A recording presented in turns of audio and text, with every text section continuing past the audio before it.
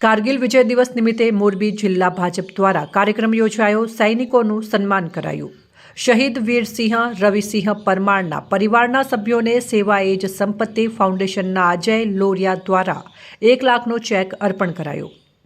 મોરબીમાં શનિવારે સાંજે કારગિલ વિજય દિવસ નિમિત્તે મોરબી જિલ્લા ભાજપ દ્વારા રવાપર ગામ પાસે આવેલા રામેશ્વર પાર્ટી પ્લોટ ખાતે કાર્યક્રમનું આયોજન કરવામાં આવ્યું હતું, જેમાં કારગિલ યુદ્ધમાં ફરજ બજાવનારા સૈનિકોનું સન્માન કરાયું હતું તેમજ કારગિલ યુદ્ધ અને દેશભક્તિને લગતા વિવિધ કાર્યક્રમો યોજવામાં આવ્યા હતા। આ સમયે શહીદ વીરસિંહ રવિસિંહ પરમારના પરિવારના સભ્યોને સેવા એજ સંપત્તિ ફાઉન્ડેશનના અજય લોરિયા દ્વારા 1 લાખનો ચેક અર્પણ કરવામાં આવ્યો હતો તેમજ કારગિલ યુદ્ધમાં કઈ રીતે વિજય થયો તે અંગેની માહિતી આપવામાં આવી હતી। આ કાર્યક્રમમાં વિદ્યાર્થીઓ દ્વારા દેશદાજ જગાડે તેવા સાંસ્કૃતિક કાર્યક્રમો યોજાયા હતા।